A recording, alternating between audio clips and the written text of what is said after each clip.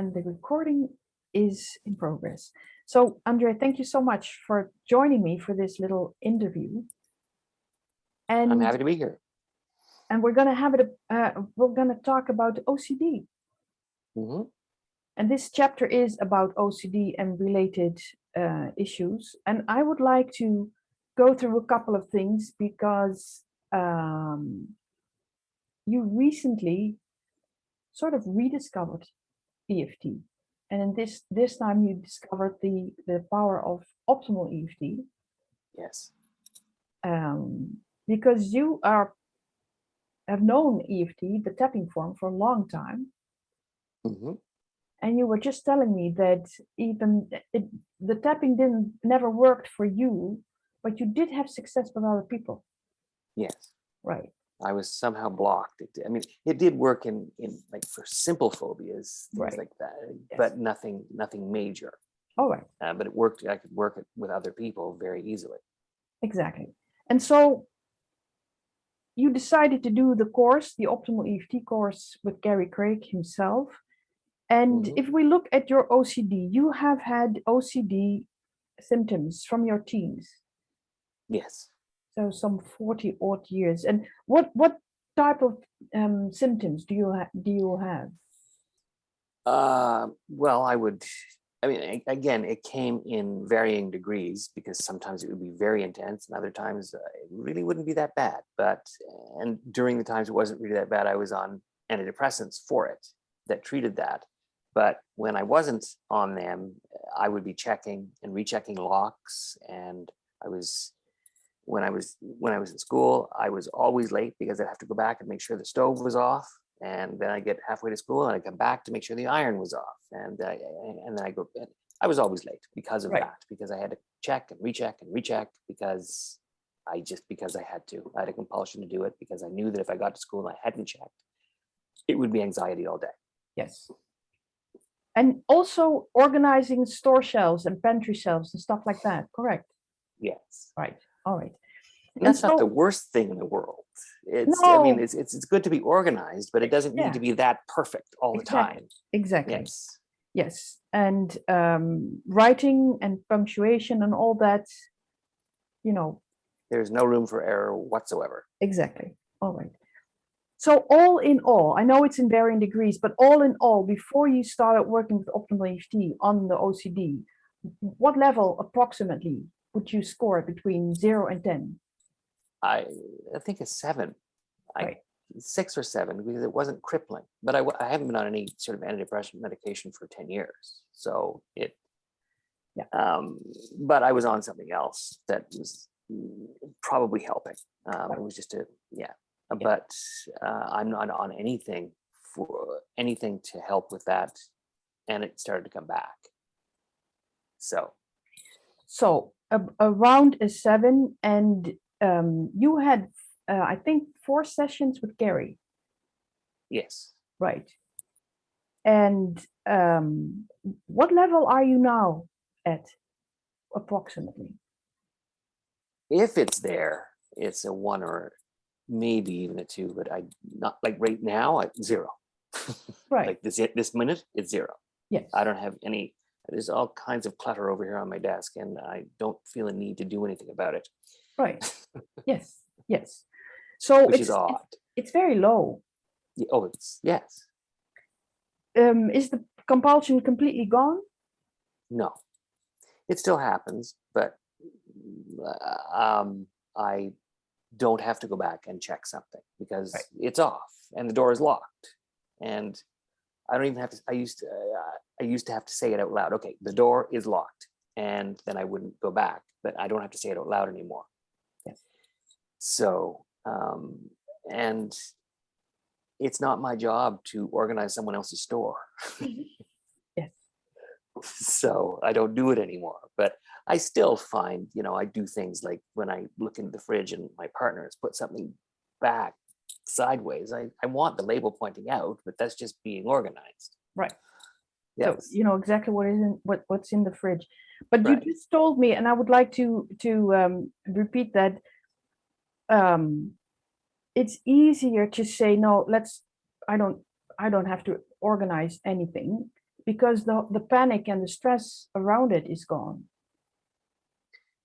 But it's still, yes, it is. exactly. But a very important point is that because you've been doing it for so long, part of it is a habit. Absolutely. Yes. So you might sort of, out of habit start to do it, but now you're able to say, no, let's not do this. And I do. I walk away. Exactly. All right. So to give people an idea of what types of if they look at this little interview, they have read the chapter. Mm-hmm. But I still would like to give them some examples of the early childhood stuff that you did that was, very helpful in resolving these symptoms. Mm-hmm. The first one that I want to mention is you're about 7 or 8 years old and you're in the car with your mother and a brother, and you guys are driving to a friend's farm and get lost, and it's snowy and dark and cold, and your brother is shouting in the car and there's panic, and you feel very scared and alone, and that's when you have your first panic attack, I think. Yes, I'm pretty Right. sure. I don't remember one prior to that, so I think that was it. Yeah, right. So that was a very distinct, specific event that you completely neutralized. You know what happened, but there's Yes. no emotion left, correct? None whatsoever. Yes. And so another example is you being 9 years old and your mother wants you to watch this documentary on a seal hunt. That was a big one, wasn't it? It was huge. And even you just saying seal hunt would make me say, okay, stop talking. Before. Previous. Yes. Yes. But Yes. now I can see it happening, and it's interesting because it was very bloody, and it was very bright red in my mind, in the film that played in my mind of watching this. And now it's in black and white, and it's still really horrible thing that these people were doing to these seals, but it's just a really tragic thing. But it's not, maybe 0.5, maybe a 1, just based on the horror of what it actually is. But Yes. it doesn't, I could never get past starting to tell the story. Exactly.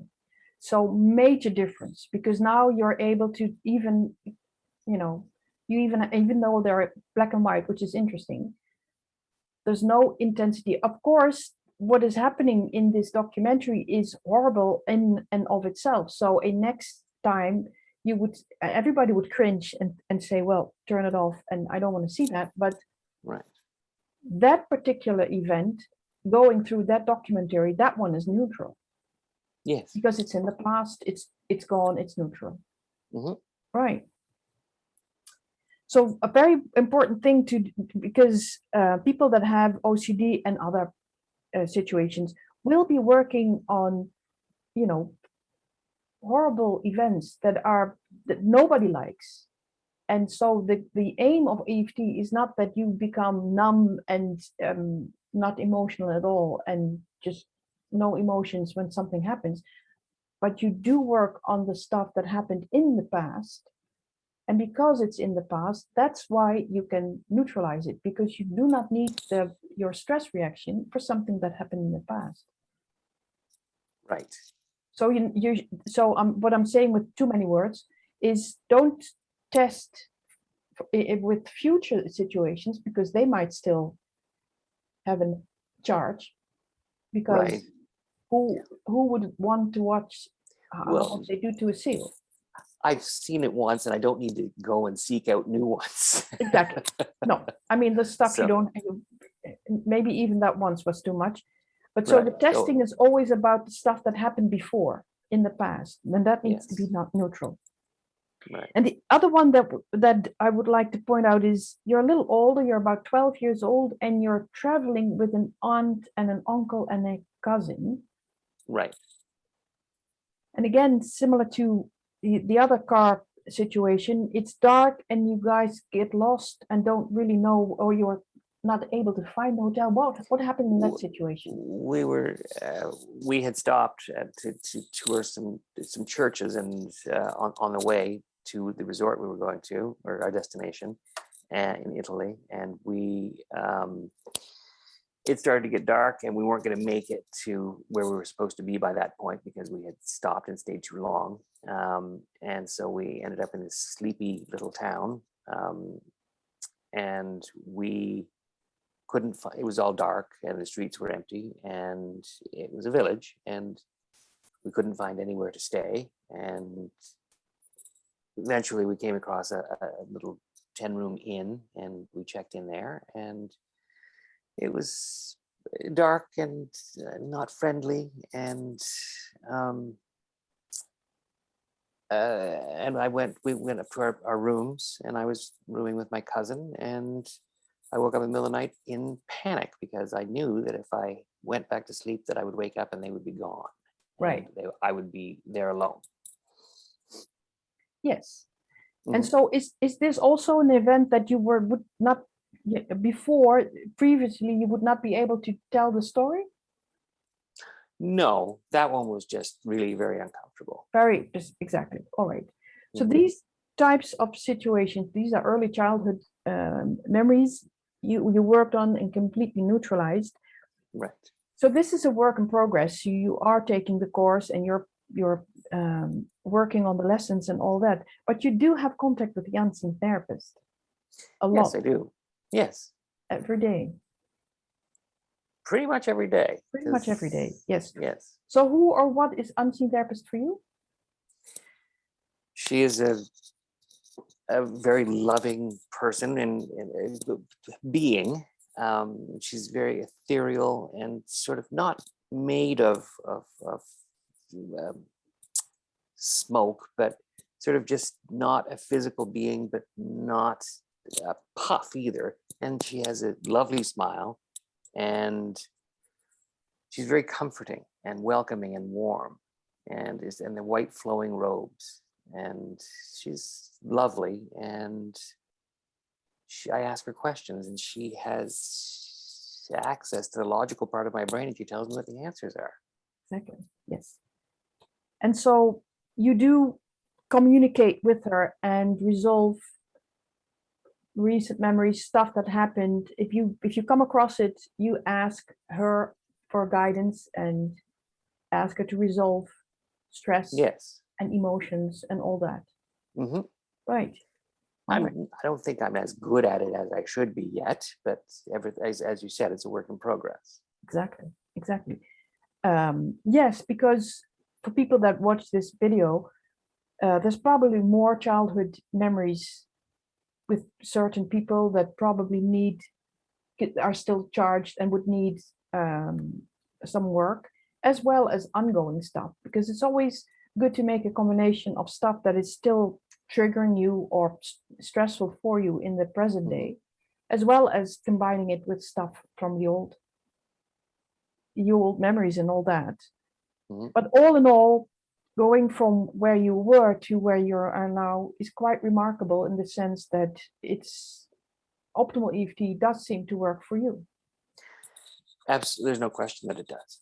I don't need to explain it because it just does, and it doesn't matter how it works. The fact is that it does. It does, yes. Mm-hmm. I always like to say the proof of the pudding is in the eating. I mean, you are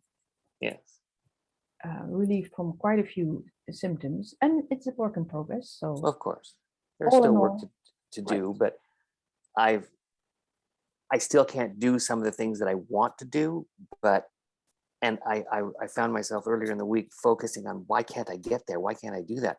And then I looked behind myself and I said, but look how far you've come. Yes.